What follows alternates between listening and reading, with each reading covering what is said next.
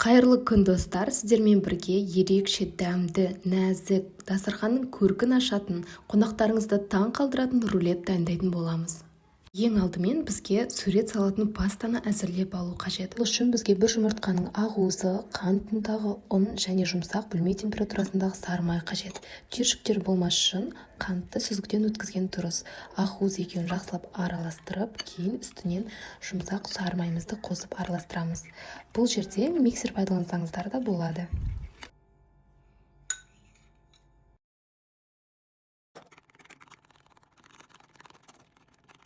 Енді үстінен ұнды да себеттен өткізіп қосып араластырып біркелкі масса аламыз.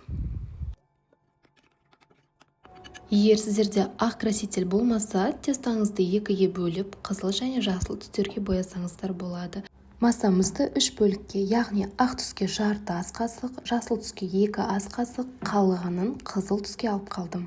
Кез келген пищевой краситель пайдалана береміз.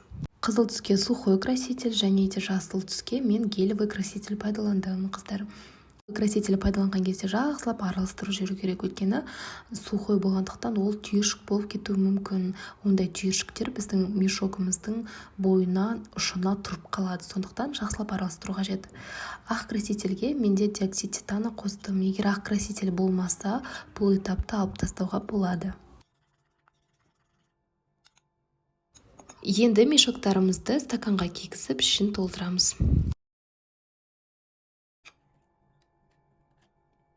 Сурет салғанда ыңғайлы болу үшін арасындағы ауаларды шығарып, басын қысып буып қоямыз.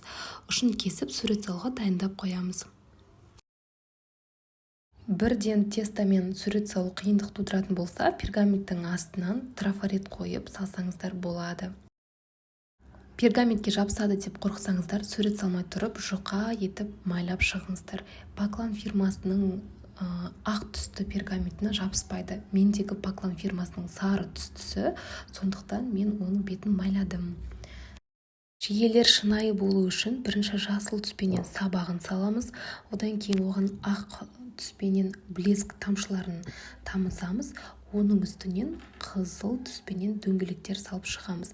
Егер де қызыл түсті дөңгелектеріңіз кішкене шетінен шығып кеткен болса, я болмаса қисық болып қалса, зубочистканың көмегімен туралап жіберсеңіздер болады. Ең бастысы қызыл түстің ішіндегі жасыл менен ақ түстерді араластырып алмаңыздар. Мінекей, менің суретім дайын болды, өте оңай. Бұны енді маған қатыру үшін тоңазытқышқа 10-15 минутқа салып қою қажет. Енді бисквит дайындаймыз. Ол үшін бөлме температурасындағы жұмыртқаға қант қосып, таймерге қойып 10 минут миксерлейміз.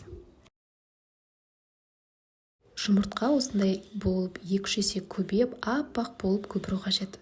Жарты шай қасық қопсытқышымызды ұнға қосып араластырамыз. Менде ұнды себеттен өткізіп қойғам, сондықтан бірден жұмыртқаға қоса беремін.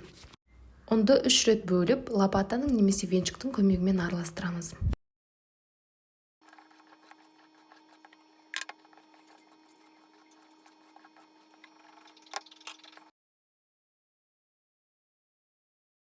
Енді тоңазытқыштан суретімізді шығарып, үстінен тестамызды саламыз.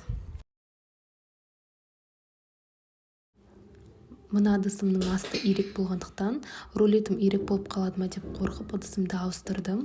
Енді бұны біркелкі етіп жайып, жерге бір рет ұрып, ауасын шығарып, 180 градус қызып тұрған пешке 15 минут пісіріп алдым.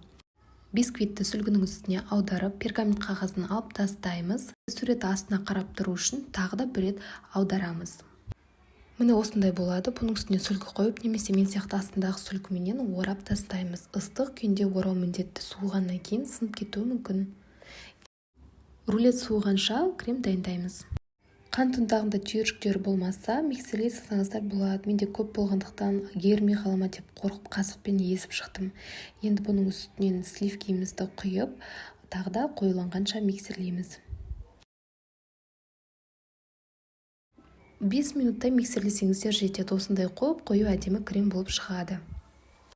Менің рулетім 20 минуттай тұрды. Енді бұны ақырында басықпай ашамыз. Мүлдем жабыспайды, көріп тұрғандарыңыздай, алу да өте оңай. Ең бастысы қатты тығыздап орап тастамаңыздар. Бұл рулеттің сыртында шиенің суреті болуының басты себепкері осы шиеден жасалған джем. Негізі мен сыртына құлпынайдың суретін салып, кремнің арасына құлпынай тастағым келген болатын. Бірақ құлпынай болмағандықтан дүкеннен шиенің джемін сатып алып келіп, осындай рулет жасадым. Енді жаңағы джемнің үстіне бір келкі етіп кремімізді жағып шығып, рулетімізді ораймыз. Қатты тығыз етіп ораудың қажеті жоқ, крем сыртқа қарай шығып кетеді. Енді бұл рулетті пищевой пленкаға орап, тоңазытқышқа 2 сағатқа сіңгенше салып қоямыз. Мінекей бисквитім 2 сағат тұрды. Енді бұның екі шетін кесіп, ыңғайлы ыдысқа салып, дастарханға қоя береміз. Дайындалуы өте оңай, міндетті түрде жасап көріңіздер. Сіздерге ас болсын, сау саламатта болыңыздар. Менің YouTube каналыма тіркеліп, лайк басып, комментарий жазуға ұмытпаңыздар. Енді қыздар мені Instagramнан және TikTok'тан таба аласыздар.